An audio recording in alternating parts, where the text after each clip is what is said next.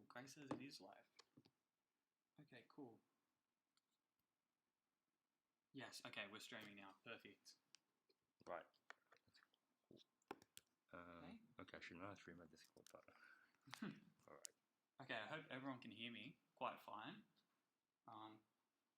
If you're watching over on YouTube, can you just press hi in the comments so I can see if my audio is working fine?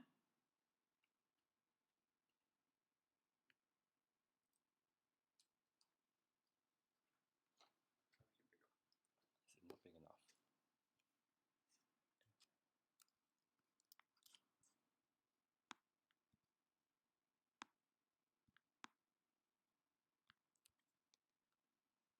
Except John is real quiet. Okay, I'm really quiet. Grace can't hear me on the stream.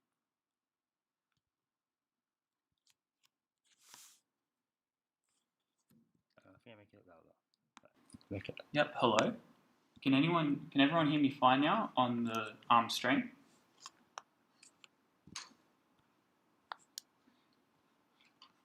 Ooh, Michael says very quiet, which is not good.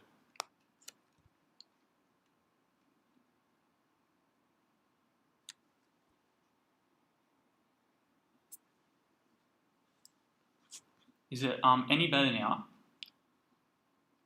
Still not good? I can make it louder. Yeah, it's good. Okay. Thank you, Kelvin. Perfect.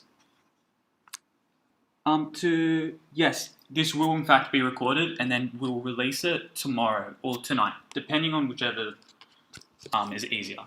Okay, so I think if everything's good, we're going to begin.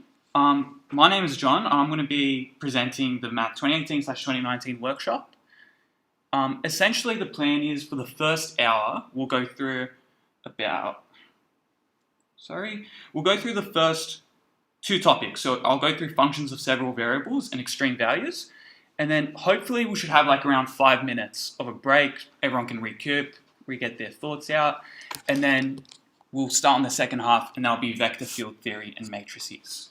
That is essentially the plan. If anyone has any questions.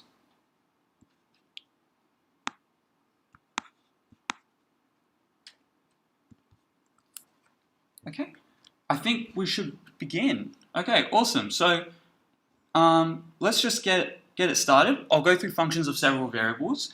And the first question I'm going to do is just really essential, and that's just making sure everyone knows how to compute partial derivative. So I'm going to be computing a lot of partial derivatives throughout the entire workshop. So this is an essential skill. And just a really easy question, just in case you've forgotten, we'll just quickly go over it. So the great thing about partial derivatives is they work essentially the same as a normal derivative. So whatever variable that we're taking the derivative of, we think all the other variables as a constant. Okay, so that's kind of the mind frame that you need to be in when taking a partial derivative. So just moving on. So when we evaluate df dx, every time we see y, we'll just imagine that it's fixed. So we'll think of it as any number, 2, 3, whatever. And we'll just keep that normal. So to compute df dx, I'm going to obviously have this my function f right here. I'm going to just change the fraction into an index form because that's a little easier to work with. Because remember, d dx of something like x to the n equals nx n minus 1. And so it's a little clearer if we change it to index notation. From here, I'm just going to move the index down, so that's where this minus comes from. And then the y stays out front because we're treating it as a constant, and then we're going to just subtract 1 from the index. And then that gives us our final answer here. Okay? And then similarly for df dy, it's going to work pretty much exactly the same, is that I'm just going to, and this is a little bit of a trick here, I'm going to add and subtract x from the numerator. This is just so I can avoid doing the quotient rule. If anyone forgets the quotient rule, it's just u dash v minus uv dash over v squared. Either way is fine. I like doing it this way just because I hate using this really big ugly formula. So if you can observe that the numerator and the denominator are both first order polynomials, then you can quickly kind of synthetically divide out by x plus y and you can get to this form, which is a lot easier to work with, and you can get your answer. Okay? That should be good. I think just wrapping it all up, these are our final answers. This is like an essential question. Everyone should know how to do this. And we'll be using and doing a lot of partial derivatives throughout the rest of the seminar and workshop. Does anyone have any questions? Nope? Okay, perfect. I think we're going to move on. And here is an application of the multivariable chain rule. And so similarly for the normal, I'll just remind you guys for the single variable case, the chain rule was something like this. We have some function of x to the power of n. Ooh, make this a little clearer. Have f of g of x. We won't have to the power of n. Essentially, in the single variable case, you take f dash g of x, and then you multiply by g dash of x. And it's going to work pretty much similarly in the multivariable case. It's almost an exact analog, which is really great. However, if you notice, x equals u cubed ln v and y equals uv squared, you could actually just substitute this right into z.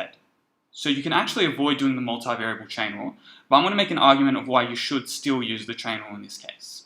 Right? So if you wanted to, you could avoid this. You can just substitute in x equals u cubed ln v, y equals uv squared, and you get this expression right here. Okay? And the reason why, well, you could just directly differentiate this and get your answer, but you're probably going to be more prone to make a mistake. With a lot of these indices and a lot of things going on, it's just going to make your life harder. So this is why probably the use of the chain rule is a little bit better. Okay? Now to remind everyone how the multivariable chain rule works, this is essentially it. So we have dz du equals dz dx times dx du.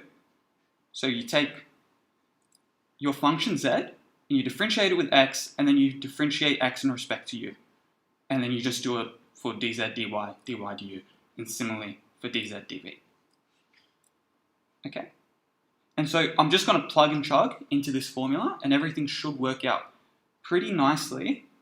So here, for dz du, I have to calculate dz dx, dx du, dz dy, and dy du. And then I'm going to substitute it into asterisk. And asterisk is just this first equation. Okay? So here I've got dz dx equals to 2x plus 4y. This is not difficult. I'll quickly demonstrate how that works. dz dx, I'm just going to move down the 2x, and then y is a constant, so plus 4y. For dz dy, similarly, dz dy, I'm going to have x squared as a constant, so that just evaluates to 0, and I'm just going to be left with 4x. And that's how I get that guy. Similarly, for dx du now, here's my dx. Here's my x, sorry. So dx du is just going to be du u cubed ln v. V here is a constant, so I'm just going to leave it. And then it's going to become 3u squared. And that's how I get that. And then similarly for dy du. Okay? Now that we've calculated everything that's necessary, I've calculated dz dx, calculated dx du, dz dy, dy du, I just have to chug it into the formula. And this is what I get. Okay? Now, for the next case, so we're not only calculating dz du, we also have to calculate dz dv. So similarly, going to work exactly the same. Here, dz du.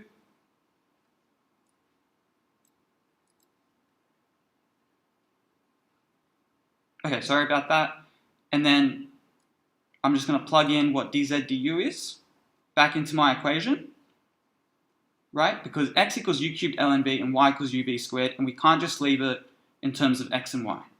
Okay, so these guys make us, make our answer not quite finished yet, so we just need to substitute back in our values.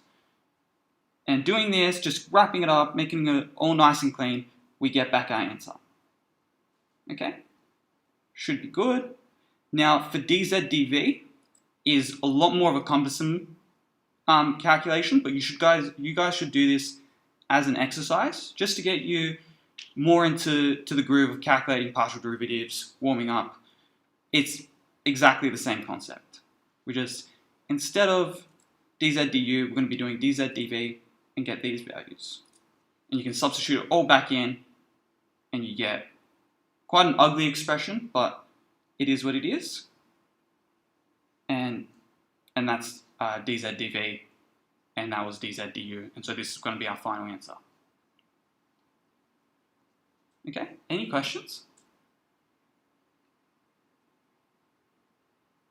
Cool, okay, moving on. So multivariable chain rules done. I'm going to talk about Taylor series. And so from first year, everyone hopefully should remember this formula. You can represent any function as an infinite sum of polynomials. Okay, with some conditions, but this essentially almost always holds true. F of x equals this formula.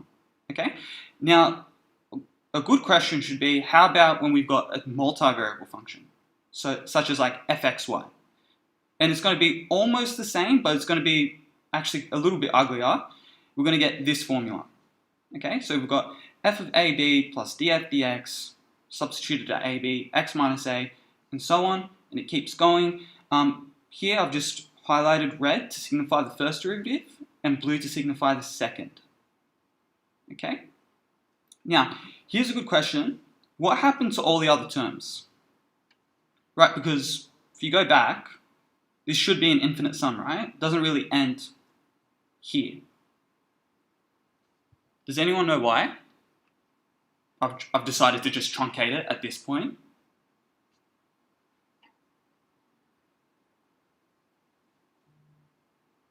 Yep, okay, no worries. No one knows. It's actually just because you'll rarely be asked a question calculating a third derivative or higher.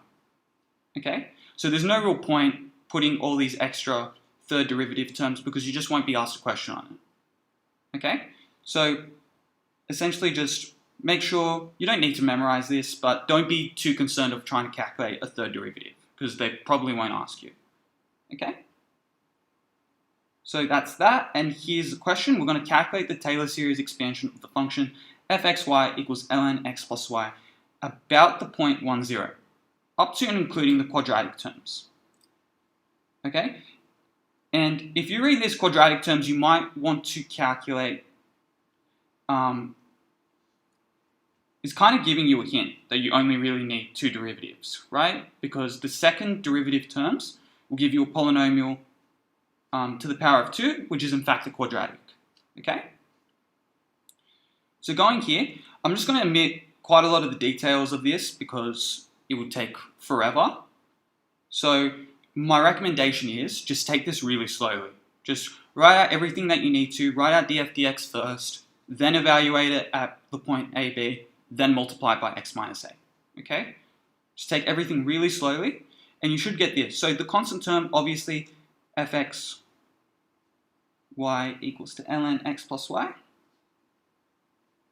So when I evaluate this at the point 1, 0, I'm going to get ln 1, which equals to 0. And that's how I get this guy. Similarly for df dx, the derivative of ln, just in case you guys forget, is just 1 over anything that's inside the ln function. So it would be 1 over x plus y. And then evaluating that at 1, 0 would give me 1. Then multiplying by x minus 1 gives me back x minus 1. And then similarly for y. Okay? We can do the same things for the second derivatives. Remember, df dx equal to 1 on x plus y. So if you want to calculate the second derivative, change this guy into an index, and then obviously move down the power, subtract it by 1, you get this fraction. Okay? And then we're going to evaluate it at 1, 0 again, multiply by x minus 1 squared, and you should get this. Okay? And then you can do this for the mixed partial derivative.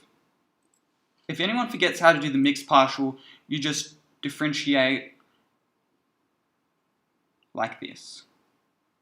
So you take whatever df dy was, and then you differentiate it in respect to x afterwards. And then you get this. Once again, you can multiply it by 2 because if you go back, that was our formula. There was a 2 out front of here. And then you evaluate it at 1, 0, multiply by x minus 1, and then multiply by y minus 0. You get this. And similarly for the last second derivative, you get minus y squared. Okay? And then all I'm going to do is just plug it back into the formula. It should all become one massive big thing, and this is it. And here we know we got a quadratic equation because we've included quadratic terms with a second degree here, second degree here. Okay? And so we just finish it up there. Okay, any questions? Nope? Okay, cool. Let's go. So application to error approximations. So what we can do is we can actually approximate any error in terms of a physical calculation with our Taylor series. Okay, so in this example, we have the volume of a cone being 1/3 pi r squared h, and we have to determine the maximum absolute error and the maximum percentage error in calculating v, given that r equals to 5 centimeters and h equals to 3 centimeters. And with this added condition that we have to do it to the nearest millimeter. Okay? Now, to determine the maximum absolute error, we're going to be using this equation. Okay? And you might be wondering, how does this have anything to do with Taylor series? How does this formula come about? Anyone want to have a guess?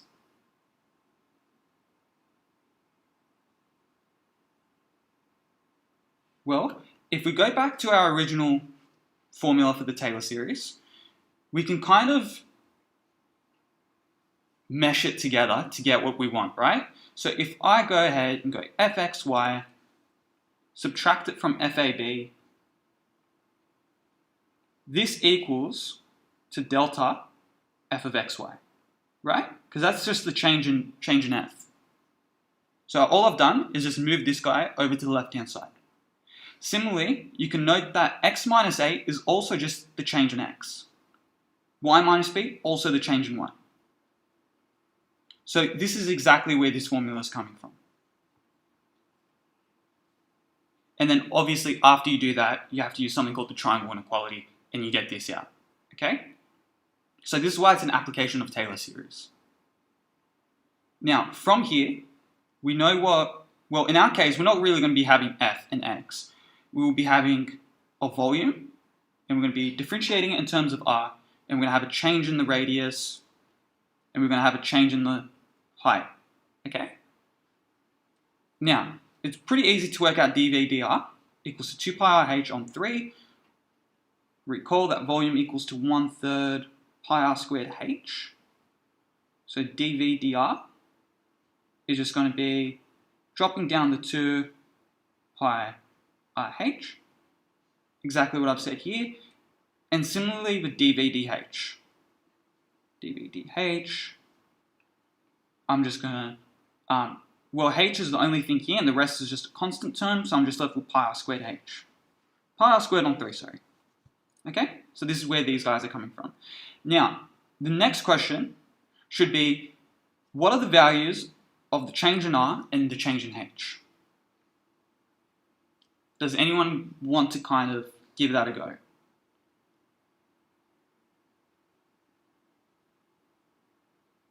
I'll give you guys a hint. It's something to do with, if I go all the way back here, to the fact that we're rounding things to the nearest millimeter.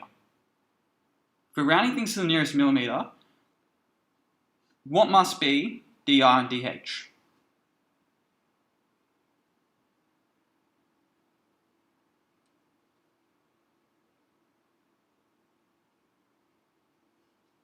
It should be 0.5 millimeters or 0.05 centimeters, which at first might be like, okay, why? Why is that the case? Where did that number come from? Did I just make that up? And here I'm just going to kind of demonstrate why that is actually true.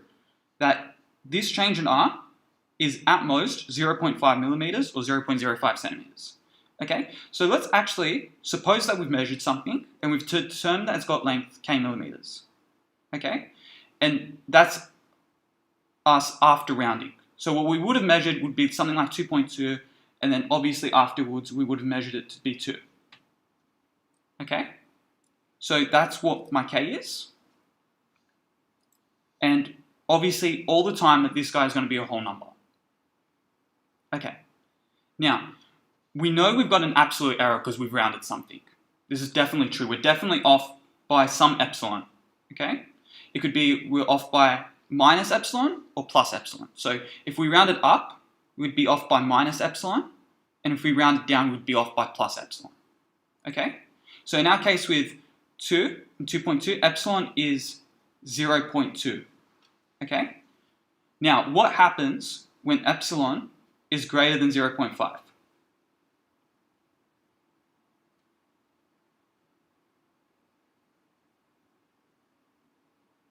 Anyone want to have a go?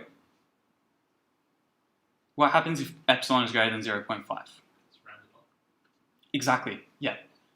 If to all the people in the live stream, the reason is if epsilon was greater than 0.5, we'd be rounding to the wrong number.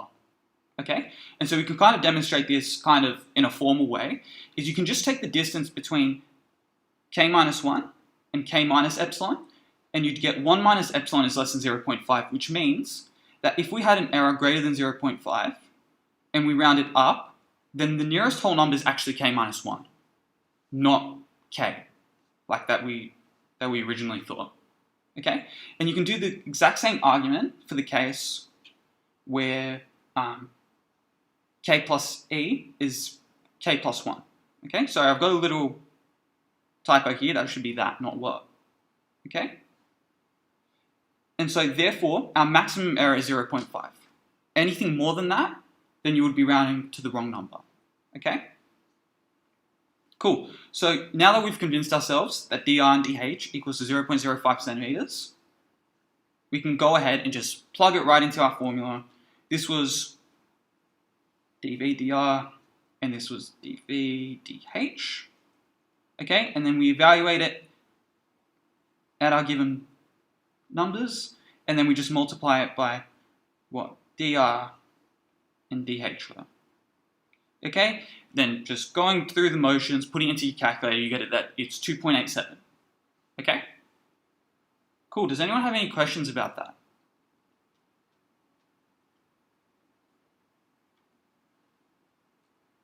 Okay, perfect. I think we're moving pretty fast, that's pretty good. For the next part, because obviously we're not done with the question, we've calculated the maximum absolute error, but now we have to calculate the maximum percentage error. Okay, and this is just a formula you need to know. It's just the maximum absolute error over our volume, and you can just substitute this into v equals 1/3 pi r squared h at 5/3 will give you 75 pi on 3. Okay, and then that'll give 3.65%. Okay, easy peasy. Moving on. Okay, so we're done with Taylor series now. We're going to go through something called Leibniz rule. Okay, so this came from 2018 semester 2 exam, and let's say that we're told that the integral from 0 to infinity of 1 over alpha squared plus x squared dx equals pi on 2 alpha inverse. Okay, we don't have to verify this, we just know it. Okay, we need to use something called Leibniz theorem to find the following integral in terms of alpha. Okay, now for those who've forgotten, this is a Leibniz rule, which is, honestly, looking at it, it's quite daunting. A lot of things are going on, there's a lot of terms evaluated, a lot of derivatives, but we'll take everything slowly. A good question should be, what is alpha? So we've got this function here, it's in terms of 2 variables, and we've got this, right? So a natural conclusion to make is that our function will be alpha squared plus x squared. Okay? Now, from this function, we need to determine what should we differentiate this in respect to in order to use Leibniz rule. So we've got 2 options. Either we differentiate in terms of alpha, we differentiate in terms of x. Okay, so our options are, do we differentiate in terms of x or d alpha? Does anyone want to have a guess of which we should differentiate with? Yeah. Alpha. Yes, perfect, alpha. And a good way of knowing this is you just do whatever's the opposite of what the integral is in respect to. Can you see how this is dt? So we differentiate in respect to d on dx, right? So the same thing here, this is in terms of dx, so we're going to differentiate in terms of d alpha. Okay? So now that we've done that, we should differentiate this equation in respect to alpha, and we're going to get this, right? Because recall that this is our equation.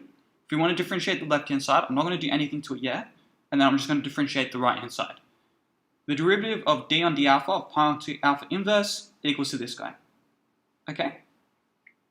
Now that we've got this out of the way, we can use Leibniz rule here. Okay?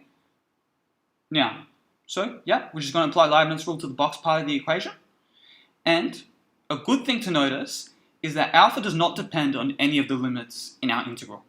So alpha is not mentioned here, nor is alpha mentioned here. And so Leibniz rule gets cut down quite a bit, and we're just going to forget about these constant terms. Okay? These guys, we just forget about them because alpha is not in terms of the limits. Okay? So these guys are gone, and we can just kind of push this derivative into the integral. Becomes d on d alpha, then becomes a partial derivative. And then from here, 1 on alpha squared plus x squared. I'll quickly go through that. This will be something like alpha squared plus x squared, power of minus 1, and I'm differentiating that in terms of alpha. So moving the indice down, I get negative. I also get alpha squared plus x squared to the power of minus 2. But also I have to apply the chain rule here because we've got a function in terms of alpha inside the brackets, okay? So I'm going to differentiate whatever in here. In respect to alpha, I'm going to get 2 alpha. Shouldn't be equals, that should be 2 alpha here. Okay? And then all I've done is move the minus 2 alpha outside of the integral, and then left 1 over alpha squared plus x squared to the power of 2 inside. Okay? And this is really good because we're almost where we want to be. Right? Because remember, keep the goal in mind. We need to evaluate what this is. Okay? So we've almost got there. We've got some equation, and we've got it in terms of the integral we want. So now I'm just going to use what we calculated before over here, and I'm just going to make it equal to the right-hand side. And what I mean by that is we're going to have, sorry, moved a little too fast here. We've got this, move it to the right-hand side like we calculated, and this is just d on d alpha, 1 over alpha squared plus x squared. And then that expression, remember, is minus pi on 2 alpha squared when we differentiated the left-hand side and the right-hand side by alpha. And so this just gets simplified to minus 1 over 2 alpha times minus pi on 2 alpha squared equals pi on 4 alpha cubed. Okay? And that's our final answer. Okay. That was probably a lot, and there is usually, I kind of moved back and forth with this example because there was a lot of details and there was a lot of moving parts to this question. So it's probably a good idea that we just do another one, wrap our heads around what's going on, and then with a more direct method, okay? So this time, I'm going to have this integral from 0 to a, 1 over x squared plus a squared to the power of half dx equals hyperbolic sine inverse, evaluated at 1, and we're going to use Leibniz rule to evaluate this integral. Okay. Now, here we can straight away differentiate in terms of d on dA because whatever's here, we differentiate in respect to the other variable. And then the great thing about this is that the right-hand side is just a constant. So if we differentiate it, we're obviously going to get 0. Okay? Cool. Then moving along, we're going to apply Leibniz rule to the left-hand side again. And this is what we're going to get. Now, remember, before we didn't have to worry about the constant terms because our limits weren't in terms of the variable we were differentiating with. This time, not really the case. We do have an a here, so we have to use the formula and plug in where it's required. Okay, so I'm using, if I go all the way back, sorry, we're using this guy here. Okay, this guy will be 0 because dx would become 0, and then I'm just evaluating at fxa in this case, and then differentiating in terms of dv dx. And this is where, sorry, this guy comes from, this term here. Okay, I've plugged in a, and then I've multiplied by dA on dA, and then the next term will become 0. Okay, because here's a constant, it's not really in terms of a. So here, we just simplify it down. The denominator here will be 2a squared, square rooted, which will just give square root 2a, right? Because of the a squared, you can just evaluate that inside the square root. You get left with this. Okay, cool. And then here, obviously, we're just taking the partial derivative in respect to a, and we get out this minus a here, and we get this. Okay, cool. And now we just put it back into our, when we differentiated both the left-hand side and the right-hand side by d on d alpha. And then we get this, because remember, the right-hand side was 0. All I have to do is move across this guy here, and then divide out by minus a. And that gives me my final answer. Okay? We become 1 on root 2 a squared. And that's it, we're finished. Cool, I know that's kind of a lot to go through. Does anyone have any questions?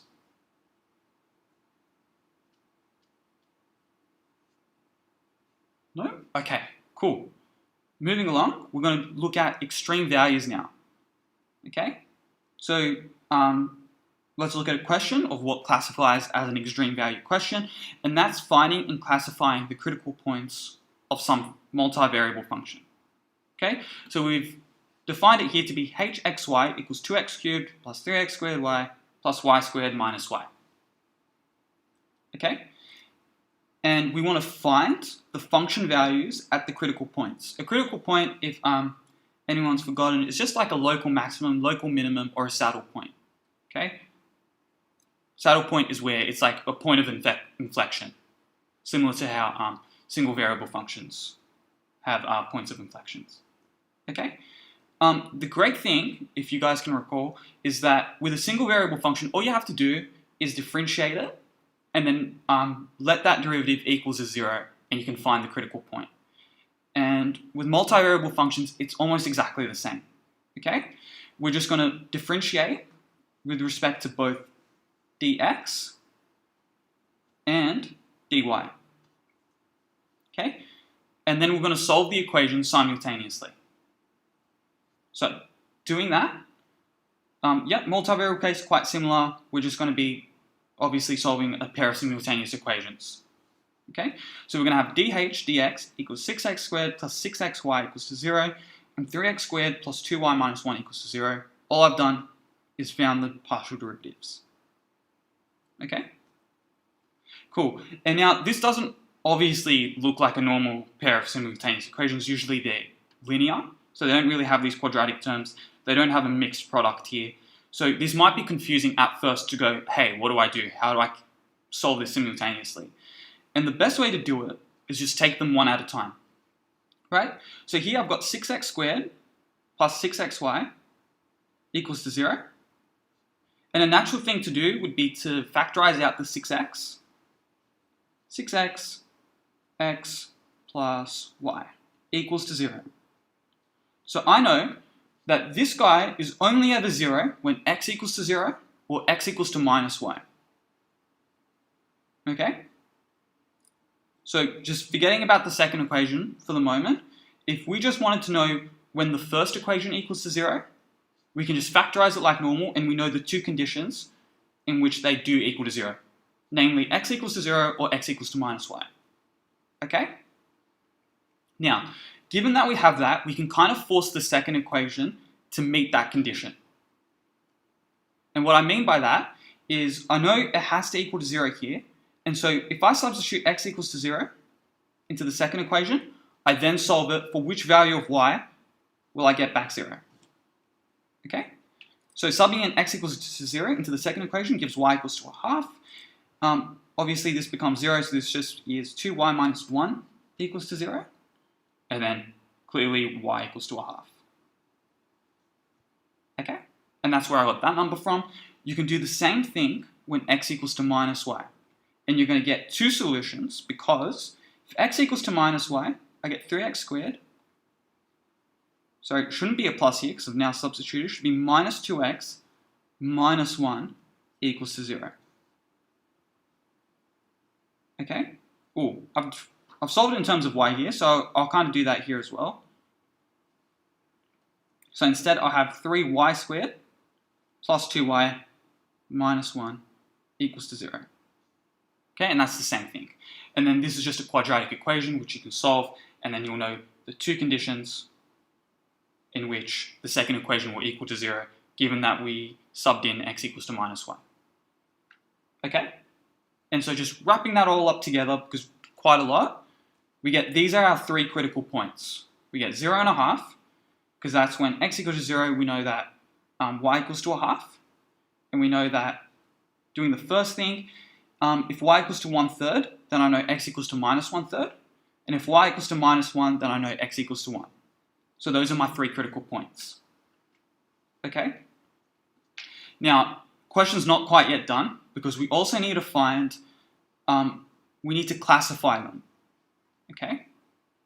So what I mean by classify is we need to determine what kind of critical point it is. It's not enough to just say, hey, something happens at 0 and x equals to 0 and y equals to a half. We need to know exactly what happens.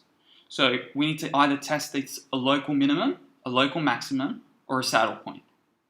Okay? So we still need to classify our critical points, and this is how we do it. Okay? We define this expression. It's quite lengthy. I'm just going to call it D. And it's the second partial derivative of x times the second partial derivative of y minus the second mixed partial derivative. Okay? And that's what D is. Where this comes from is a little wonky, so I'm not going to go through that, but just take my word for it, this is a good test to know if something is a local minimum, maximum, or saddle point. Namely, if D is less than 0, at our critical point, then we know it's a saddle point. Okay? So if I have this function, I then evaluate it at my chosen critical point. If it's less than 0, then I know it's a saddle point. Okay? Now, for the next thing, if D is greater than 0, and we've got a little more of a complex situation here, we also have to test if the second partial derivative of x is less than 0 at the critical point, then we know it's a local maximum. Okay? Similarly, for a local minimum, we need to, if we get the case where D is greater than 0, we also need to check what happens to the second derivative of x. If that's greater than 0, we know we've got a local minimum. Okay, now the final case is if D equals to 0, which is, don't worry, extremely unlikely. They probably won't test you on a situation when D equals to 0. Okay, what usually happens if you do get a case when D equals to 0, you need to draw, quite cumbersome, you need to sketch a graph and see what's going on at that point, which is obviously really difficult to do on paper.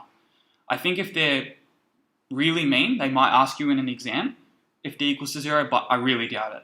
Okay? So, given that, also it's probably a good litmus test. If you get D equals to 0 with your function, you should probably think you've done something wrong. Okay? So, moving on, we're going to go back to our function and we're going to test our critical points to see what's going on. And before doing that, I'm just going to quickly calculate all the second order derivatives. So, d squared h dx squared equals to 12x plus 6y. Remember, I'm just going to remind everyone what our function is. 2x cubed plus 3x squared y.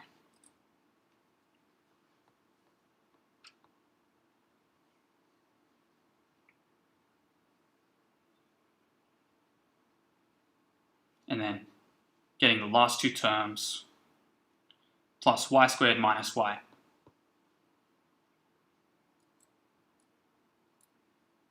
Okay?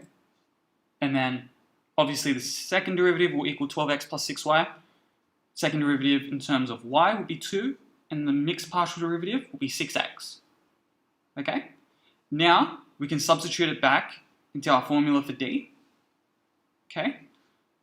And doing that, here, d is always going to be equal to 18x plus 12y. I've not evaluated at any critical point yet, just because it will be easier to just work with a nice neat case. Okay, 18x plus 12y. Now, at our first critical point, I'm just going to evaluate at 0.5. This turns out to be 6, which is greater than 0. So remember, when we have the case when d is greater than 0, we need to also check our second derivative in terms of x. This also equals to 3, and that's greater than 0, so we know we've got a local minimum from our classification. Okay? Next, for minus 1/3, 1/3, we have d evaluated at that point equals to minus 2. That's less than 0, so we don't have to do any more checks. We know that immediately that's a saddle point. Okay? Cool. Then just the final critical point. We've got at 1 minus 1, we have d 1 minus 1 equals to 6, which is greater than 0. Now remember, when we've got d greater than 0, we have to also check the second partial derivative in terms of x, and that's also 6, which is greater than 0. So 1 minus 1 is a local minimum. Okay? And we've classified all our critical points, and we found them all. And so the final thing left to do is to just check our function values at our critical points. Reminder that this is what hxy equals to. And so we just need to substitute back in our critical points. So at 0.5, we get that our function equals to minus 1/4. At minus 1/3, 1/3, we get minus 5/27. Finally, at 1 minus 1, we have that our function equals to 1. And that's all. Remember, this was a local minimum.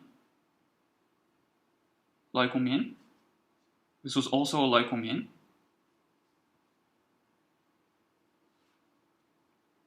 And this was a saddle point.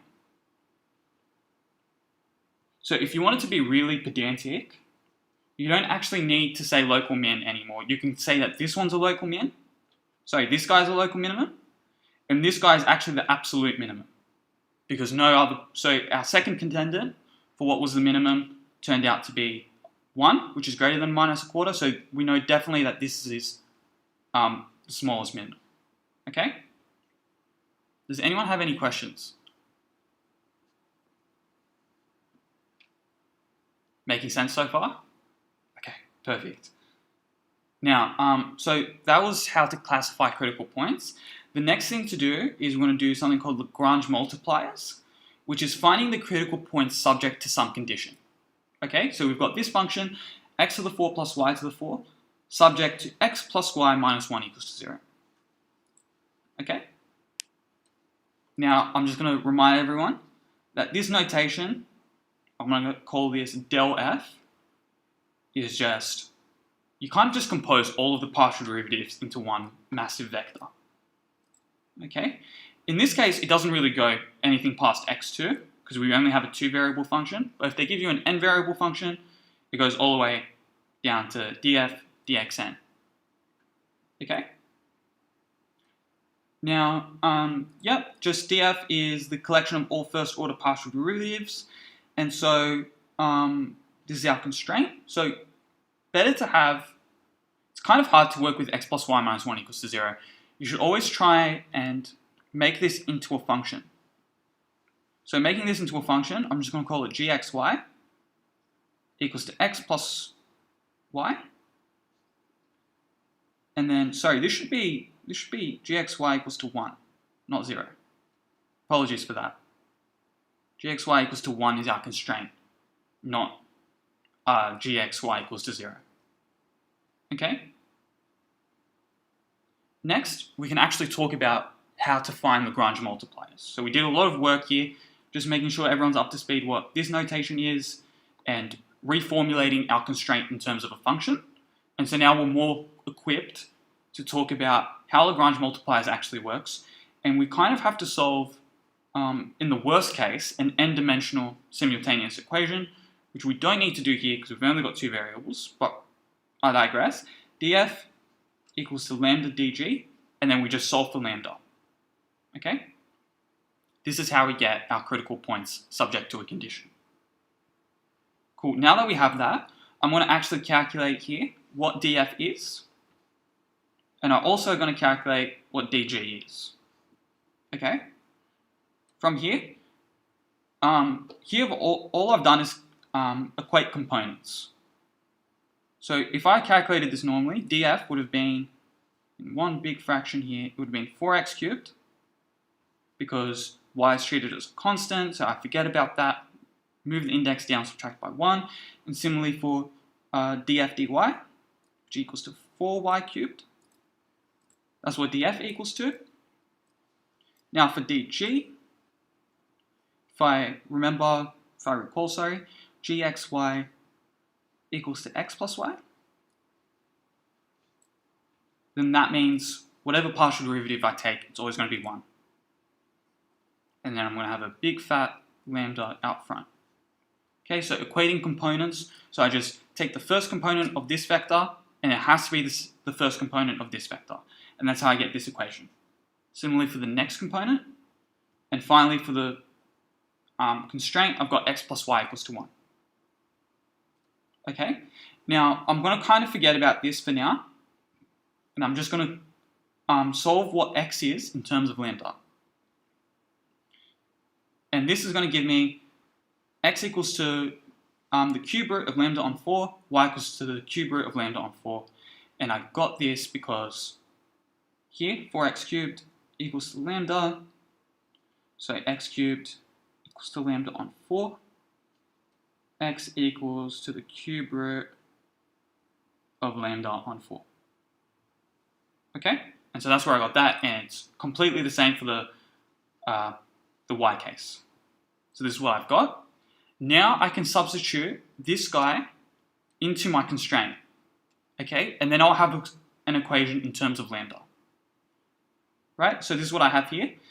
Cube root of lambda on 4 plus the cube root of lambda on 4 equals to 1. And solving this gives lambda equals to 1/2. Now how is that the case? Well, obviously these guys are the same. So I've got 2 cube root lambda on 4 equals to 1. Dividing out by 2, 3 cube root lambda on 4 equals to 1/2. Raising it to the power of 3. Then, pretty clear, lambda equals to 4 and 8 equals to 1/2. Okay? That's how I got that guy. Now that we've got lambda equals to 1/2, we can finally just substitute what lambda is back into equation 1 and 2. So equation 1 and 2 were these guys. Sorry, I'll move this out of the way. This was equation 1. This was equation 2. And so we substitute in what lambda is, which was 1/2. You get 4x cubed equals to 1/2. You solve away, you get that x cubed equals to 1 on 8. So x equals to 1 on 2. Great thing about this question in particular, 4y cubed is exactly the same. So y cubed equals to lambda on 4. And that gives me y equals to, oh sorry, not lambda on 4. Being a bit silly there. 1 on 8, because lambda equals to 1/2. So therefore y equals to 1/2 as well. Okay? So moving back, we know that lambda equals to 1/2, and so that our critical point subject to our constraint is x equals to 1/2, y equals to 1/2. There's no other critical points because we got exactly one solution to this equation. If you went through the motions and you got 2 solutions here, then you would have had 2 critical points. Okay? You could have had 3 here and so on, but this guy kind of tells you how many critical points you have. Okay? Cool. I think from there, we should have about a 10-minute break, and we'll restart at around 3 o'clock. Okay, but before that, does anyone have any questions?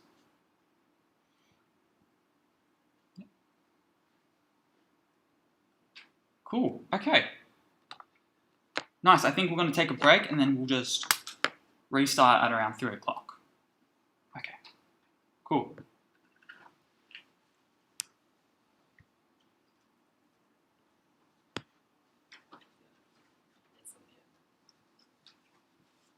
gonna stop the stream. Or just mute it.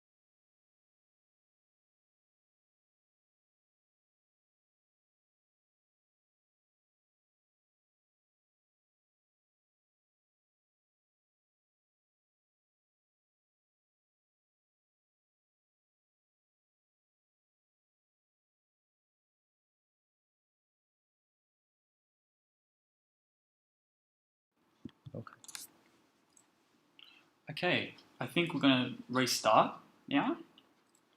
And so for this half of the workshop, we're going to be covering vector field theory,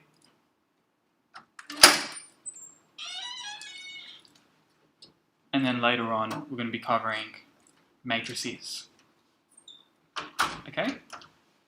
So for now, we're just going to cover vector field theory. I'm just going to quickly go over a few questions. Okay? So the first question is, given a vector field, it's defined like this. E minus x plus cosine of z minus y squared, should be a comma here. Calculate the line integral, FDR, where c is the straight line path from a equals 0, 1, 0 to b equals line to ln2, 1, 2. Okay? Now, before we do any of this, does anyone know what a vector field is?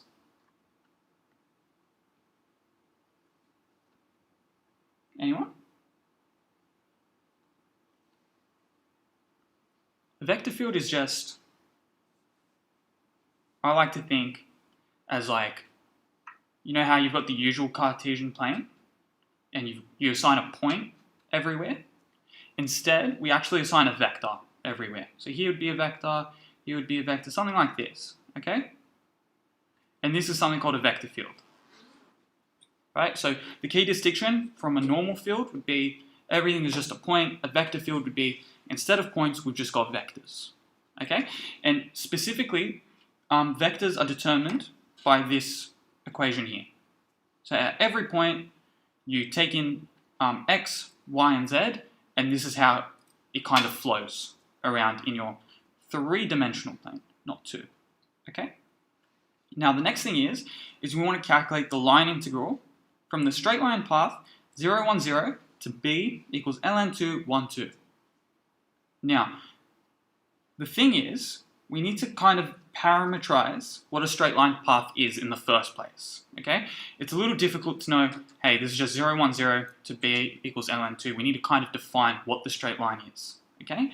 And to do that, we're going to be using this formula, okay? It's called the straight line parameterization. All you have to do is plug in your points into this formula. So you get 1 minus t out front of a, so that's your starting point, and then you plus t times b, your end point. So here I'll say that this is my start point, and this is my end point. And the reason why I can do this is because I'm letting t range over 0 to 1. Okay? And this is like the easiest way to define a straight line parameterization. Okay? From here, I'm going to define what my line was, given that a equals to 0, 1, 0, and b equals to ln2, 1, 2. From here, our straight line path c is parameterized as 1 minus t, substituted into a, because that's where we start, plus t times our second point.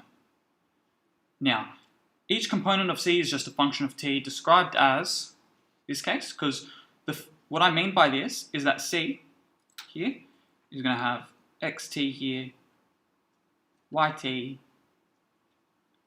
zt, right? Because parameterization means I've just brought in a new variable to kind of describe what I'm doing in a lot easier of a way. Okay? So from here, the first component would be, so you just evaluate it at x equals to 0 and x equals to ln2, and I get this.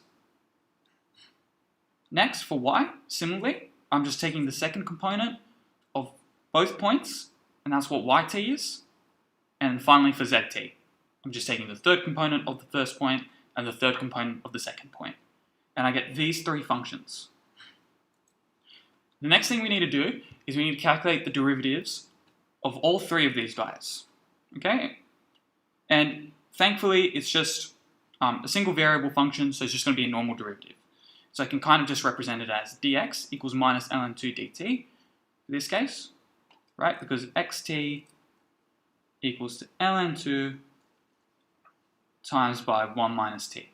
So the derivative, dx, I'm still going to have an ln2. This one becomes a 0, and the derivative of minus t is minus 1. So this is minus ln2 dt. Similarly, for dy, we have a constant. So if you differentiate a constant, you're going to get back 0.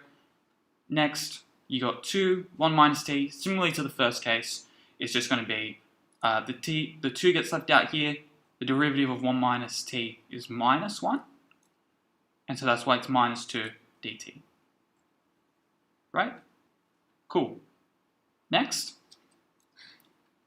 So we've done all the preliminary work. We can finally use the line integral formula, which is you evaluate, so you can kind of decompose your initial line integral into its components after parametrization. Okay? So you take the first component, evaluated xt, times by dx, which we calculated here, which was minus ln2 dt. You then take the second component of the vector field, you evaluate it at yt, and times by dy, which is 0 dt, and so on. Okay? So doing this, we're going to get this expression. So here, what I mean is I'm taking my original vector field and I'm substituting in xt. Okay? For the first component of it. Right? This is what f1 means. So remember f equal to whatever, it was something here was I plus something j plus something. f1 would correspond to the component outside of I. f2 would be the component outside of j, and here f3 would be the component outside of z. Okay, and so evaluating xt at f1 gives me this expression. Next, evaluating at f2 at yt gives me this expression, and so on. Here I've got a 0, right, because dy equals to 0 dt. Okay? So that's why there's a 0 there. And remember, our parametrization is 0, 1. So what that means is we're only ever ranging over this interval. So our integrals will also be over this interval, because that's now our only variable. It's t. Okay? So that's why I've got a 0, 1 in the limits here. And I've just gone through the motions, plugged in everything, and I've got in this expression. Here, I know whatever this is, it's just going to be gone. And whatever this guy is, it's just going to be constant. It's going to be nice to work with. I'm going to have, combining it all together, sandwiching it all, I'm going to have this expression. Right? This guy went away. This is just 1 times minus 2 is minus 2. And then going over to here, combining it all into one integral, I get this. I can then, here I've done a little bit of massaging. E to the power of t ln2 minus ln2. I can kind of move out the ln2 from here, and I can get, I'll quickly go through this in a little better of a way. Et ln2 minus ln2 just equals to E ln2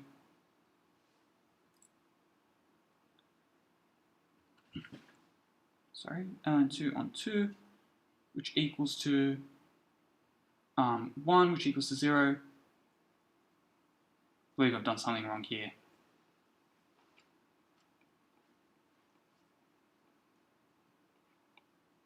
Sorry. Okay. Et ln2 minus ln2 here. I'm going to decompose this into two exponentials. Et ln2, e to the power of minus ln2. Here this becomes minus 2 altogether, right? Because exponential and logs are inverses. And here I can just put this back into e ln2t, and then this becomes 2t. And that's how I've got in here. Okay? That was a bit messy. Does everyone know how I got there?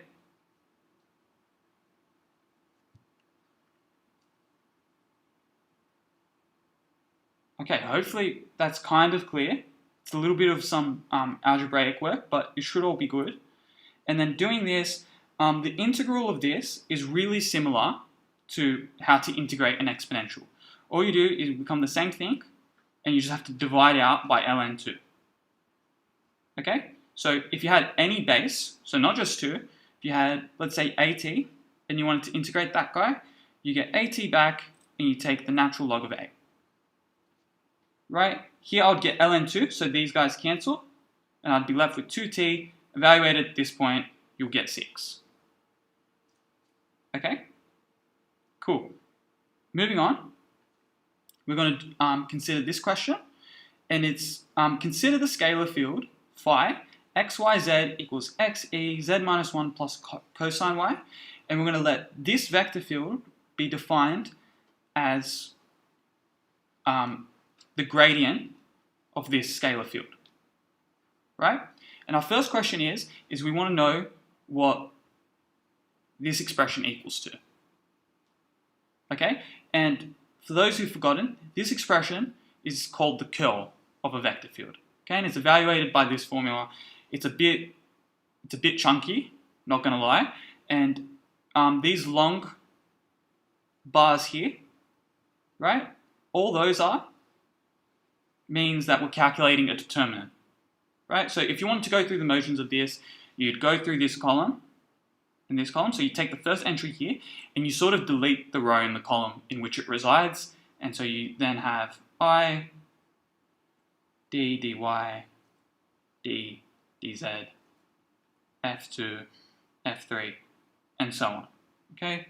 And then you can kind of work out the determinant of the full thing. It's a big formula, okay? So I've just kept it in this form. However, thankfully, we don't actually need to use this formula for this question, right? Does anyone know why we don't have to use this formula? And I'll quickly look back over to the question, and there's a key detail here which kind of like prevents us from doing anything. Does anyone know what it is?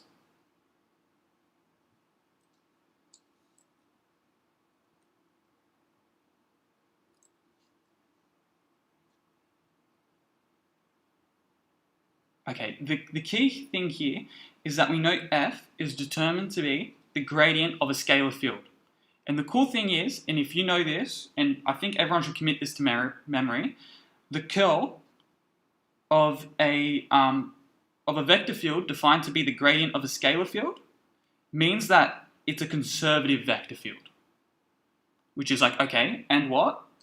And the thing is, about conservative vector fields, it automatically implies that the curl equals to 0.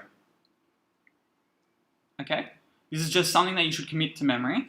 The reason why this is necessarily the case is due to something called Clairaut's theorem, and it's a really big, ugly calculation, but it's not difficult. If you really want to, just try it out. It will be a lot of mixed partial derivatives, and the thing is, you can kind of abuse the symmetry of mixed partial derivatives, and everything will just come out equal to 0. And this is only true if you can represent it in this way. Okay? I'm pretty sure they'll ask you a question on this in your exam, where they'll be like, calculate what the curl of this is, and they want you to recognize that it's the gradient of a scalar field, so you don't have to go through this calculation, okay? So it's a good thing to have this in mind. So now that the first part is done, we know that f is a conservative vector field, and this is not only will this help us out in our first part, but it will also help us out in our second, okay? Sorry, this should be bolded. Here should be a vector, r, okay? We're going to calculate, once again, a line integral from 101 to 5 pi 1, okay?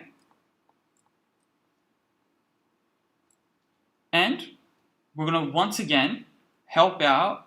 We don't have to go through our cumbersome calculation before with our parametrization and then substituting it into each component of our vector field. We don't need to do that. Cool thing about line integrals on conservative vector fields, it means that they're path independent. So we don't care how we get to our final point from our start point. We just care about the function values. So you could take any path. So let's say A, B, I could traverse it this way, I could traverse it this way, whatever. On a conservative vector field, it doesn't matter. So all I need to do is subtract the final position from the starting position from our scalar field. Okay? So doing that, remember, we know what our scalar field is because we were given it. And it was, go all the way back, it was this guy. Okay? And then all we have to do is substitute in 101. So substituting 101 is 1e, this will be 0 plus cosine of 0. And that's just going to be 1. and then you can do the same thing for 5 pi 1. Okay? Doing that gives this, it's going to be equal to 4 minus 2, and that's going to be equal to 2. Okay? Cool. Does anyone have any questions on that? Okay, great. Moving on, we're going to do a similar question, and now we're going to be calculating the vector field of f equals yz squared I plus xz squared j plus 2xyz plus 3. Okay? The first question is, we need to show that this vector field is a conservative vector field, and annoyingly, we have to do it by evaluating curl f. Now, the real question is do we actually have to use the curl f formula? Anyone know? Because here we could just abuse the fact that it was a gradient of a scalar field and we instantly knew it was 0. What's the issue here? Why can't we straight away abuse that knowledge?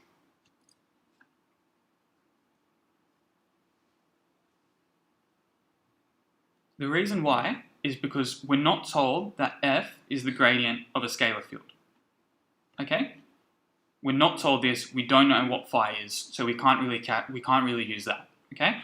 So keep this in mind if you want to quickly calculate what the curl of f is and say it's equal to 0. You need to first know it's a gradient of a scalar field. Okay? So, knowing that, we're just going to move on and just power through it. We're going to have to power through this formula, and recalling that this is our function.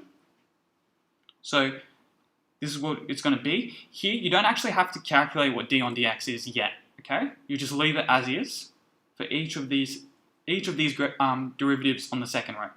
Just leave them as b, and just take the first component of our vector field, yz squared, that goes here. f2 is xz squared, that goes there, and f3 is this guy, so it goes here. Okay, now we can run through the motions of calculating it as a determinant. Remember, you take the first component here and you delete the row and column it resides on. And this is called a submatrix, and you calculate the determinant of the submatrix. So this is where this guy comes from. Okay, deleted the row and the column it resides on, and so now I have, we've got this submatrix here. Okay. Remember with determinants, when we move on to the second column, in the 3D case, we actually have to take the negative now, okay? So if we want to calculate the determinant of, so we go to the second here, we delete the column and the row it resides on, and we calculate the determinant of this submatrix left, okay? And so that's how this guy gets there. And remember, second column means we've got a negative out front. Same thing with K, delete the column and the row it's on, and you get this submatrix here, and so that's where this guy is. Okay. Now for the 2 by 2 determinant, all you have to do is multiply the diagonals. So take the product of the diagonals and subtract it from the product of the off diagonals. Okay. And so that's what I'm going to do here. So remember, I still got an I out front. So we're just going to keep that here, and I'm going to take the product of the diagonals. That's going to give me d dy 2xyz plus 3. Then I'm going to subtract it by the product of the off diagonals, and I get this. Okay, and you can do this for each submatrix, for each determinant of these submatrices, and you get this expression, and then you can calculate the partial derivatives in question. So now you can go ahead and go, okay, this is d dy of this guy, and so I'm going to get 2xz, right? Because differentiating this in respect to y gives me 2xz, and that's just a constant, so I get 2xz here. Next, d on dz here, I move the index down, get 2xz again. Okay? You go through all of them, and you're going to have, the wonderful thing is you need to kind of keep the goal in mind. Okay? So let's say you went along, and you got a plus here instead. You don't know what's happened, and you've got a plus. You should kind of look back at your question and know that you're demonstrating that this vector field is conservative. Conservative means that its curl equals to 0. right? So that's our goal, right? We need to show that this curl, what it is equal to 0. So just keep that in mind when you're calculating this, because there is a lot of calculation, so you probably will make an error somewhere, okay? So I know everything's gone fine because everything I've subtracted from will give me back 0. 2x, this is going to be 0, this guy's going to be 0, this guy's going to be 0. So I know I've got the 0 vector, okay? And so now I know that my vector field is conservative. Okay, cool. Does anyone have questions on that? Okay, yeah? You said that if you take the gradient of a scalar vector field, then it gives a conservative vector field? Yeah. If you find a conservative vector field, does that mean that that implies it has a... Yes, exactly. Exactly. And we're going to use that in the next 2 questions. Okay? Cool. So now for the second part of the question, we need to calculate this path integral. Okay? So if we go back, remember this is our question. We need to calculate the path about the point 347, and it's going to rotate anti-clockwise 4 times and land right back here. And we need to use the first part or otherwise to evaluate the work integral here. Okay? The good thing is, we can invoke that this is going to equal, well, this vector field equals to the gradient of a scalar field, which means that no matter what we get, we're going to have this case. It's going to be phi of b, so our endpoint, subtracted from our phi of our starting point. Now the great thing is our curve C goes ahead, right? It was x squared plus y squared equals 25, I think, so it starts at 5, it goes around, and it's going to complete this 4 times, right? If it completes 4 revolutions, it starts back, it ends exactly where it started, okay? So what we can abuse then is the fact that it starts and returns to the same point. So we don't actually need to find what phi is. Okay, that's the great thing. So if you're a little bit confused and you're not given what the scalar field is, try and see if your starting and your returning points give you anything. Okay? Here, in this case, they're in fact the same point. So no matter what it is, I'm going to have phi A equals to phi B. Okay, because it's the same point. So if we evaluated it at our scalar field, we're going to get the exact same number. So phi B minus phi A equals to 0. And we didn't actually have to calculate what the scalar field was. Okay? All we had to do was check out our starting and our returning point. And then this gives us back what our line integral will be. This is obviously phi B minus phi A, which in fact equals to 0. And we're done. Okay? Cool. Now we're going to move on to double integrals, and we're going to evaluate this double integral on the region omega, defined by the first quadrant and bounded by the parabola y equals 4 minus x squared. Okay? If you're given a double integral, the best thing to do is to just sketch it out. Sketch out the region. If they don't tell you explicitly what the limits of the integral are, then you have to sketch what your region is, just so you know what's going on. Okay? And from there, you'll realize double integrals, not that. I actually had like a lot of trouble when I first went through double integrals. I was like, okay, what's going on? But the difficulty arises in just determining how omega looks like. And then from there, you'll be like, okay, easy peasy. And so whatever the region you're specified, always try and sketch it, see what's going on. And I've done that for you guys here. And this is how, if I go back, this is y equals to 4 minus x squared. And it's bounded by the first quadrant. Okay? Now from here, I'm going to make a few key observations. I know y starts from, right? Y is some element between 0 and 4. Okay? It never goes further than 4, and it never goes below 0. Okay? So I know whatever y is, it ranges over 0, 4. Similarly with x. X, whatever it ranges through, is between 0 and 2. Now this kind of gives us a framework to determine the limits of our integral. Okay? So here's where it comes to whatever choice you're more comfortable working with, you can determine which one you want to set. Do you want to decide that x ranges over 0, 2, and then see how y behaves? Or do you want to determine that y ranges over 0, 4, and determine how x behaves? Okay? Either option is fine, and I've kind of explained that here.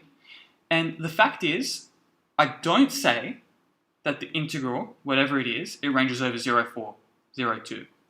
Okay? That's in fact not correct, or the opposite way. We've had 0, 2, 0, 4. In this case, it's a little bit more nuanced. Does anyone know why I'm not evaluating it here like this? But instead I've got y equals to 4 minus x squared and x equals to root 4 minus y. Yep. So if you did it the other way, it would form a rectangle. Yes, perfect, right?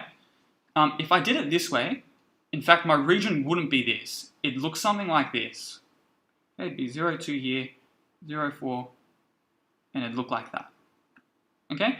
And similarly with that. In fact, we don't have a rectangle, we've got this parabola. So we need to kind of move around. If we set x ranges over 0, 2, we need to determine how y behaves. And we're given by the question y equals to 4 minus x squared, so we don't actually have to do a lot of work. If you decided and you looked at the graph and you're like, okay, no, it makes more sense for me to range it over 0, 4, then you have to determine how x behaves, and that's just solving y equals 4 minus x squared into x. So what I mean by that is I've set what y is, so now I have to determine what x is. And so this just becomes x squared equals to 4 minus y. So x equals to plus minus root 4 minus y. And here, if I go here, I've specifically said it only equals to root 4 minus y. Why have I left out this negative? Okay, here I've said it equals x equals root 4 minus y, not plus minus. Does anyone know why? It's in the first one. Yes, exactly. If I said it's plus or minus here, then I won't be looking at the first quadrant anymore. Okay? So here it's really important to look at all the information given to you in your question, and you'll be able to determine your limits. Okay, so that's why x equals to root 4 minus y. You can choose any of these to evaluate your integral. I'm just going to go with the first case, right? I'd prefer working with something that's not a square root. So doing that, whatever we've decided to be, I guess, simple, our simple region, goes outside. It will be the last thing we integrate in respect to. The thing that kind of is a little more complicated will be in our inner integral here. Okay? So this is where dx ranges over 0, 2, and y ranges over 0, 4 minus x squared. Okay? Here I'm going to integrate in respect to y. I get xy. And then this is evaluated at 4 minus x squared, 0. Going through the motions, you get 4x minus x cubed. Then you can evaluate it at 2, 0. Or after you integrate it, sorry, you get 4x squared on 2, which is 2x squared. Then you get integrating x cubed gives x to the 4 on 4. Evaluating at 2, 0 then gives this, which equals to 4. Okay? As an exercise, you should kind of go ahead and determine if this is the same as this, right? I've said that these guys are equivalent descriptions. So if they're equivalent, then no matter what I did, should have given me the same result, okay? And you can take my word for it that these are equivalent. So if you wanted to integrate, so in this case, if I chose this double integral, it would have looked like this, 0, 4, integral 0 root 4 minus y, x dx dy. Okay? As an exercise, I really recommend it. Just go through and say that, okay, this actually does equal to 4. Both descriptions are correct. I could have chosen either one. Okay? Cool. I think that's it for vector field theory. Now we can move on to matrices. And this will be actually the only topic I cover that doesn't actually include any partial derivatives, which will be cool. Let's just go through a question. We're going to, given that this is our matrix B, so B equals to this guy, we need to show that this vector is an eigenvalue of this matrix. Okay, that's our first question. Second question is given that the other two eigenvalues of B are -1 and -2, we need to find the eigenvectors corresponding to these eigenvalues. Okay, so it's a lot, and I'm just going to go through one by one. So the first thing is that an eigenvector is anything that satisfies BV equals to lambda V. So if I multiplied my vector by that matrix, I just get back a multiple of that vector. Okay? It's just kind of shifted along. Not shifted along, sorry. It's just been stretched or compressed by a certain amount. Okay? That's all that this matrix does. And that's what determines something to be an eigenvector. Okay? Now, to confirm that our given vector is indeed an eigenvector, we just have to multiply by our matrix, and then we should just get back a multiple of our vector. Okay? So we're kind of looking to confirm this fact. If we multiply our given vector by our matrix, we just get back a multiple of our vector. Okay? So we just go through that. This is my matrix. This is what B was. And I'm confirming that this guy is indeed an eigenvector. Okay? And then recalling matrix multiplication, you just go through each row and then you multiply it by its column. In this case, there's only one column, so we only ever have 3 components. So 0 times 1 plus minus 1 times minus 1 plus 0 times 0 for the first component, and so on. So I'm going to have 1 here, minus 1 here, 0. Remember, this is what V is. V equals to 1 minus 1, 0. And you can see that, in fact, it is a multiple of our original vector. It's a multiple of 1, right? We just got back our exact same vector. So we know that it is an eigenvalue. Sorry, it is an eigenvector with eigenvalue 1. Okay? So just as a recap, if you want to confirm something is an eigenvector, all you have to do is multiply it by its matrix, and then you have to get some multiple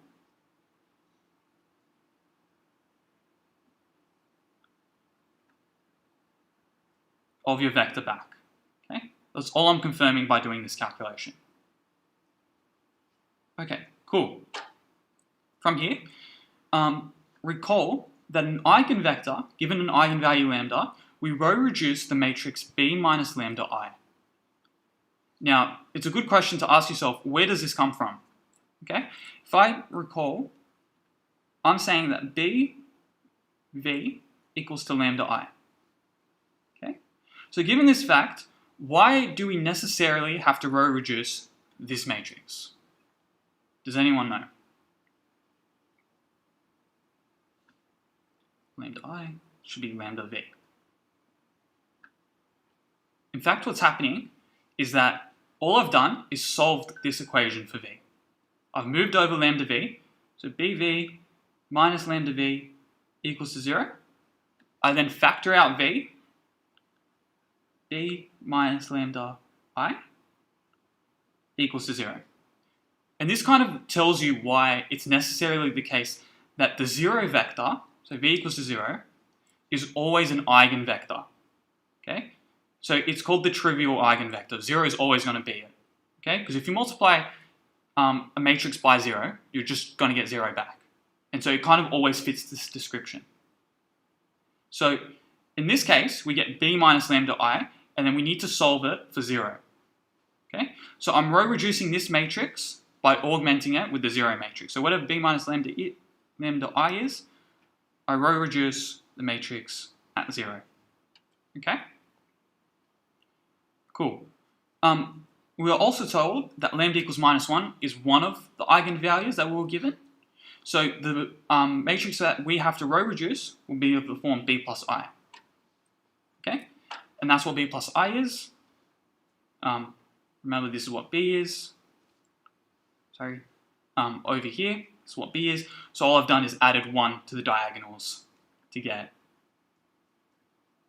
this guy. Okay? And then I'm going to row reduce this to get this. So remember, just elementary row operations, you need to get it into this form. And I've kind of omitted this detail, but this is augmented with 0, 0, 0. Okay? This is a more accurate description of what's happening. Because of this 3 in the bottom row, I can set it to be anything I want, right? The only way for this to be consistent is if this third component equals to 0. Otherwise, if it equaled anything else, then I won't get 0. Okay? So this is why it explains why this third component equals to 0. Next, the only way I can get these two guys to equal to 0, so I can call this x and y. x minus y equals to 0 only when x equals to y.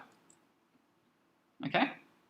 And I can choose anything for x and y because any multiple of my eigenvalue will work, so I'm just going to choose the easiest. I'm just going to choose 1 and 1. Okay? Here it's a little bit of a abusive notation. Technically, any vector, any multiple of this vector works as an eigenvector. Okay? But I've just chosen to represent it as 1, 1. Okay? Be a little easier. Cool. Next we can do something similar for lambda equals to minus 2. We're going to row reduce b minus 2y. Okay? Cool. We get b minus 2y. Sorry, should that be minus 2? Sorry, let me quickly recheck what my eigenvalues were. Okay, we are told that this is minus 2. So apologies. This indeed should actually be, I'm row reducing this matrix, b plus 2i, not b minus 2i. Okay, if lambda equals to 2, then I'd row reduce b minus 2i. In fact, I've got lambda equals to minus 2. So this is a little bit off, but should work the same to demonstrate the point anyways. You kind of work through it. This third row, you can let it be whatever you want. Solving for the second row just tells you that 0 and 0 have to be here. So I should be looking at the row reduced form. I have to let the second component equal to 0 in order to get a 0 row. And then here I just solve, well, actually, if the second component equals to 0, then this guy will become 0, and this guy is also forced to be 0. Okay? And then that gives me what this eigenvector is. I'll quickly go through that again because that was a bit wonky. Let's just assume that it wasn't lambda equals to minus 2, it was lambda equals to 2. Okay, just so that this question works. And this is b plus 2i. Okay? If I go ahead and, sorry, this is b minus 2. Go ahead, do this, I row reduce into this form, then anything here works. I can set the third component to be anything, because 0 times anything is always 0. Okay, so I've just chosen 1. Okay, the next thing here is I know 3 times y has to equal to 0. You can kind of imagine 3y here. Well, the only way that's going to work is if y equals to 0. So that's why I've got a 0 in the second component. Next, since I know y equals to 0, then minus 1 times 0 equals to 0. And the only way minus 2x equals to 0 is if x equals to 0. And that's how I get this vector back. b equals to 0, 0, 1. Okay? Does anyone have any questions? Okay, cool. Moving along, I'm going to talk about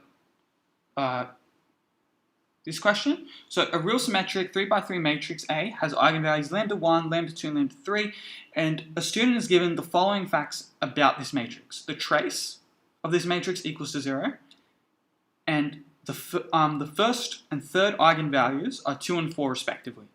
And we need to calculate what this second eigenvalue is. Okay? Now, this question is completely contingent on the fact that you know what trace means. Okay? And trace, all it is the sum of the eigenvalues. Okay? For any matrix A, the sum of all its eigenvalues is its trace. In fact, also, trace of any matrix is also equal to sum of diagonals, diagonal entries. Okay?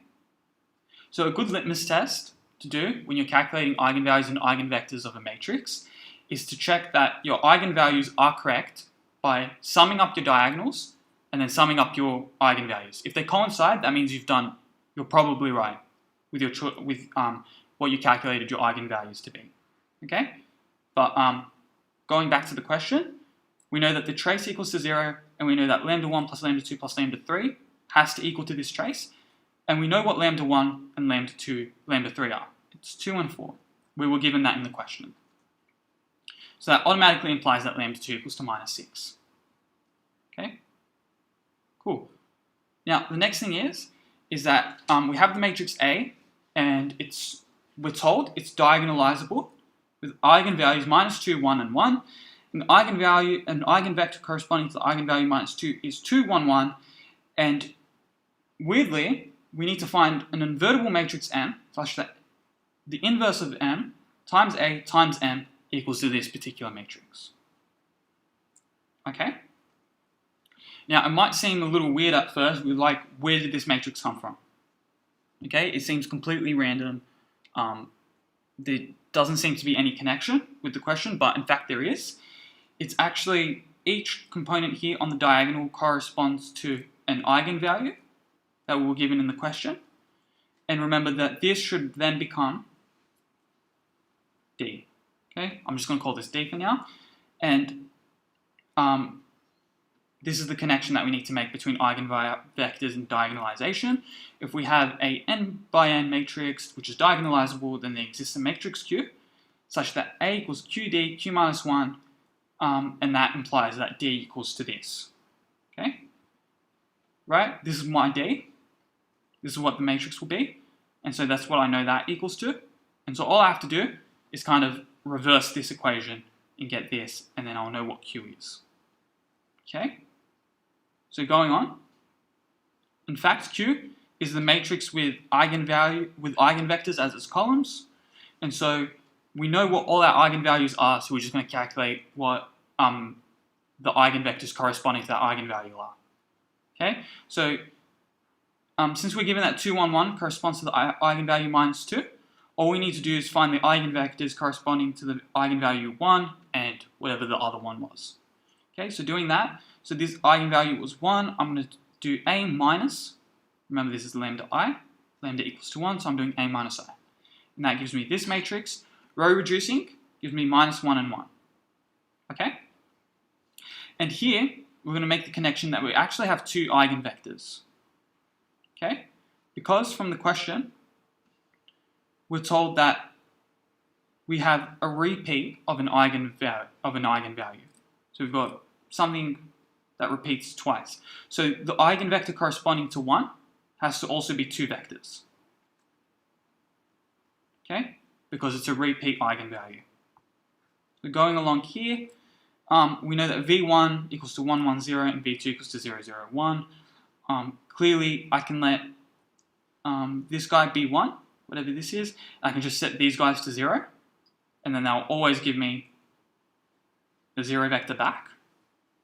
Otherwise, I could have chosen these guys to be equal and let this guy become 0. Okay? Either way works. If you're a bit unsure how to do this, a more sure method would be to just kind of set a free variable. So I could set that y2 equals to lambda, and I also set that, y equals to lambda, and I can also set z equals to mu. Okay, and then I know x equals to,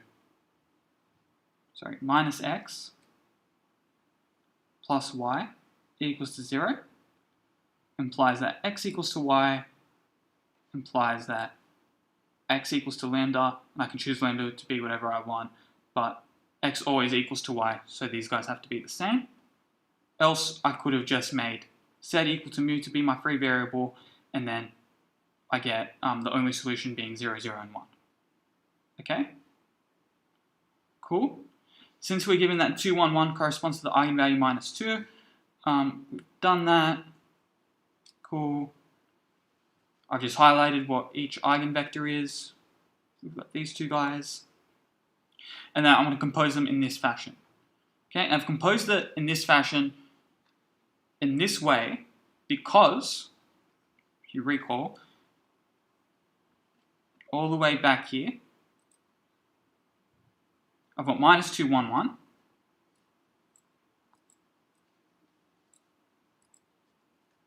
Okay. 0, 0, 0, 0, 0, 0. The eigenvector corresponding to -2 has to be in the first column, because that's where it's situated in the diagonal. 1 here also has to correspond to its eigenvalue. In this case, you can swap them around. It shouldn't matter. Okay? So 1 matrix could be this. Another one could have been 2, 1, 1, 0, 0, 1, 1, 1, 0. Either way would have worked. Okay? But 2, 1, 1 has to be forced into the first column because we know that this is our matrix. Okay? Cool. Any questions on that? Okay. Moving on. We're going to do conics and its connection to eigenvalues and eigenvectors. And we're asked to identify and sketch the curve 8x squared plus 12xy plus 3y squared equals 48. And we're also asked to, I'm going to kind of remove the sketch part because I don't think we've got time.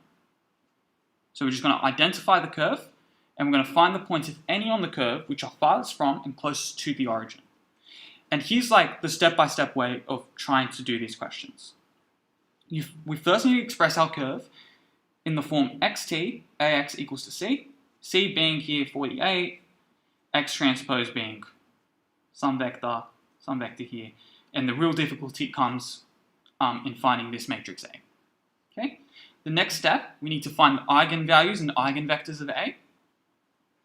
And then here, I'll kind of put an asterisk on this step, because we won't focus on it too much, but technically we'll have new axes formed by Q transpose times X. Okay?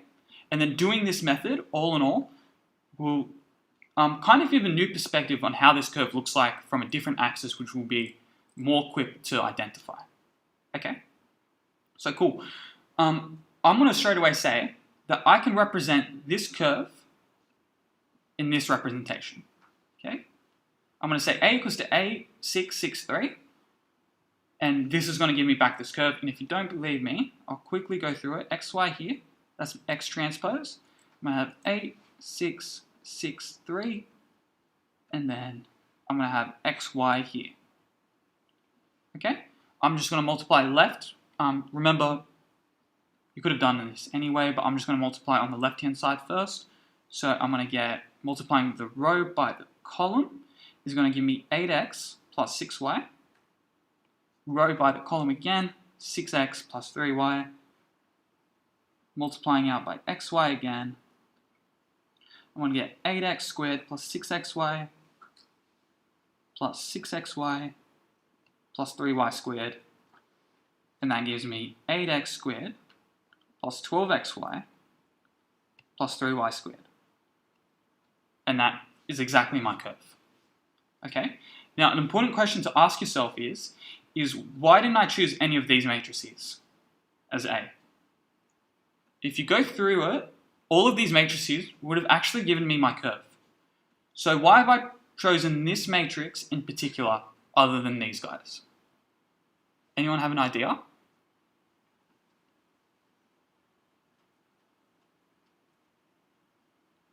The answer lies, in fact, that A has to be a symmetric matrix. So any of these guys aren't symmetric. And recalling what symmetric means, it means that Q, so any matrix Q, has to equal to its own transpose. So if you take this transpose, you get back the exact same matrix. You can only ensure that when A equals to this. Okay? Now, why do we need to impose this condition? The reason why is because we can't guarantee that our procedure will work. The issue is if we don't have a symmetric matrix, then our eigenvalues and our eigenvectors, they don't have to be real numbers. Okay? They could have been some complex number, and that could have been a little bit problematic. Even if it were real eigenvalues, our matrix that we'd get at the end of it won't be diagonalizable. And so in either way, we won't get our method won't work. We won't be able to represent a new axis. Okay? So that's why we have to impose this condition that the matrix that we do end up choosing has to be symmetric, or else we won't get eigenvalues that are real, or even if they are, they won't be diagonalizable. Okay? Knowing that, we can kind of go ahead and then remember, to calculate the eigenvalues, you have to solve this equation. Det A minus lambda I, and you have to solve for the roots of it. Remember, if I go back, V equals to A minus lambda I equals to 0. The reason why we're calculating the determinant here is because we know that this determinant has to equal to 0 because we get an infinite number of solutions to this equation. Right? A determinant equals to 0 implies two things. Implies that either it has an infinite number of solutions or it's got no solution. We know always that we have an infinite number of solutions, so that's why we impose this condition, that the determinant has to equal to 0, and so we can solve for lambda equals to -1 and 12. Okay? Just going through that, so our matrix was 8, 6, 6, 3.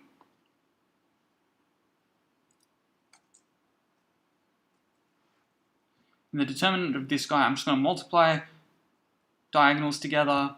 I'm going to get lambda minus 3, lambda minus 8, minus 36, so lambda squared, minus 11 lambda plus 24 minus 36. Okay, 24 minus 36 equals to minus 12. Lambda squared minus 11 lambda minus 12. And then you can factorize this as lambda plus 1, lambda minus 12. And that gives me my two solutions, lambda equals to -1 and lambda equals to 12. Okay, that's how I got this guy. Cool. Moving on, we can find the eigenvectors of these guys, doing the same procedure that we've done before. And from here, we've pretty much got all our information to figure out our new curve in respect to these axes. Okay? Our new curve is actually just the eigenvalue of some coordinate x minus the second eigenvalue y squared, and this is going to equal to 48. Okay? That's how we quickly find our curve. It just comes from our eigenvalues. Okay? And so that's the formula here. You just plug in this, the larger eigenvalue as the coefficient out front of x squared, and then here -1, and that gives you a transformed curve in these coordinates. And then hopefully you recognize that this curve is actually just a hyperbola, right? Because any hyperbola is of the form x squared over a squared plus y squared, minus y squared over b squared equals to 1. Here all you have to do is divide out by 48, and you can see that this is the form. Okay? If I divide out by 48, I get x squared over 4 minus y squared on 48 equals to 1, and that's exactly the form of a hyperbola. Okay? Cool. The next thing is in fact, we take our eigenvectors, and our new coordinates will be these. So it's this first eigenvector multiplied by 1 over root 13, and then our second eigenvector multiplied by 1 on root 13. My question for you guys is, where did this 1 over root 13 come from? And better yet, why do we need to multiply by 1 over root 13? Any ideas?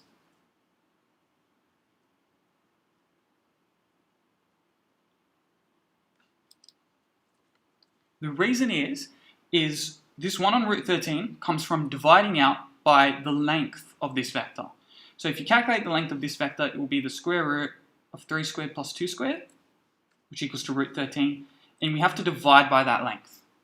The issue is, and the reason why we have to do this, is because if we take our axis in respect to these coordinates, let's say that this guy is x, this guy is y, every 1 unit across will move by a distance of root 13. And remember, if we want to kind of look at our curve and not morph our axes in any way, just change the perspective, we need to ensure that if we move 1 unit across, it is actually 1 unit, not root 13 units. Okay? That's why we divide out by root 13 to ensure that the axis always has a length of 1. Okay? Cool. Now, clearly, the curve has no points which are farthest from the origin, right? Because this will be our curve. It will look something like this. Obviously, in our transformed coordinates, it doesn't look like that in our normal xy coordinates. But in our big X and our big Y coordinates, it looks like this. And so from the origin, this moves on indefinitely upwards, so there is no furthest point. Okay? Now, for the closest point to the origin is really easy. what you do is from our curve, 12x squared minus 1y squared equals to 48. You set whatever's the smaller eigenvalue, its variable, equal to 0, and then you solve for x. And then here you get x equals plus minus 2.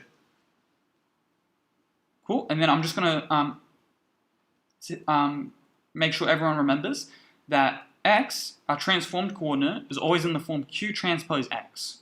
Remember, q transpose is the matrix with columns as eigenvectors.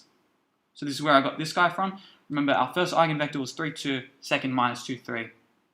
So this is what q equals to. So to get back to our original, so in our original coordinates, what is actually the closest point? You have to calculate q transpose inverse x. The cool thing about this q transpose is that actually it's an orthogonal matrix. So q transpose inverse just equals to q, qx. And so that's our new, that's to get back into our original coordinate system. And doing that, you just have to multiply it out and you get plus minus 1 on root 13, 6, 4. Okay, any questions?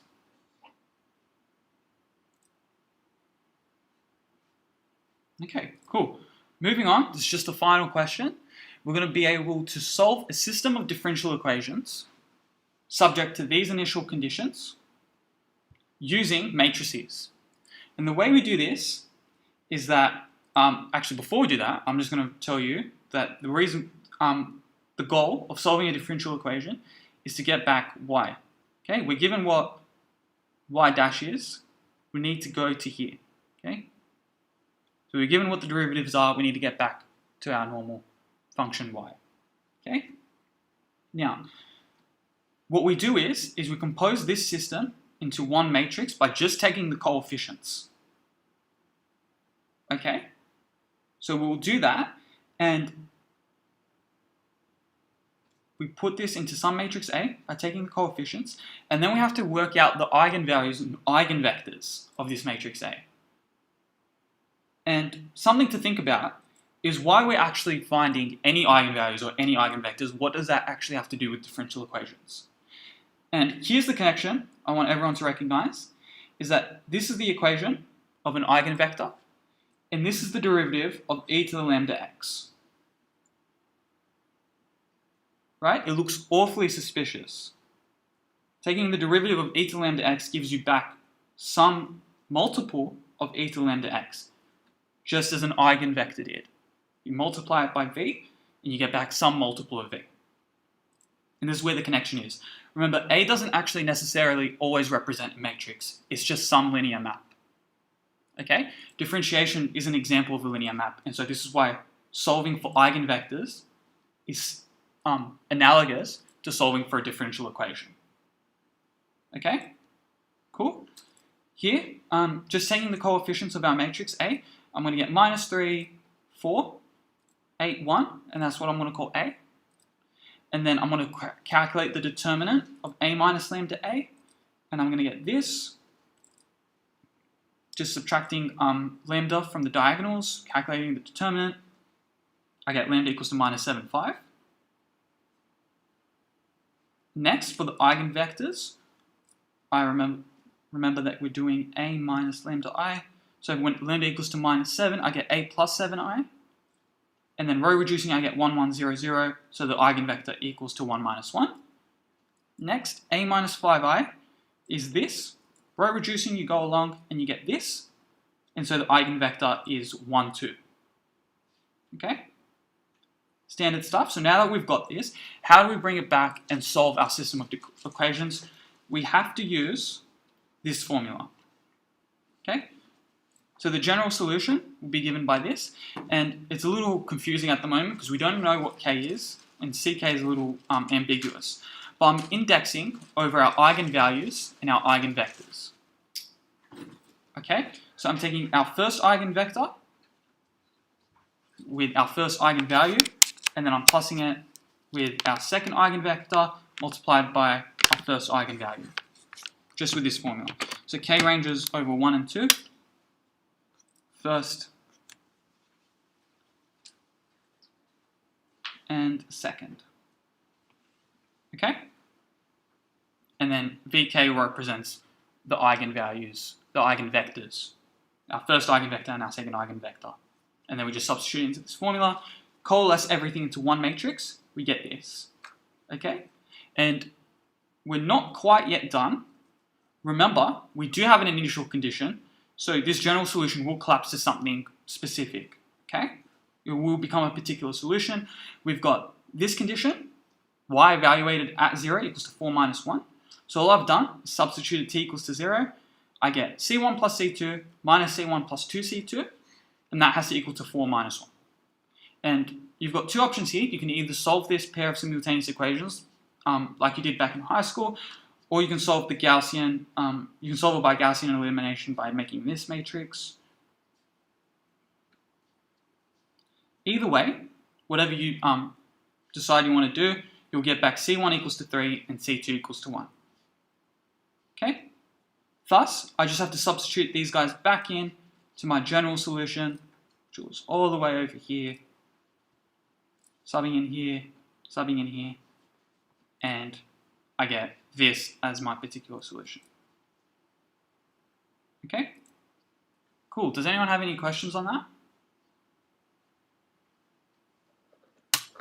If not, I think we're all good. That's it for the first half of this seminar. We're pretty much done. Perfect.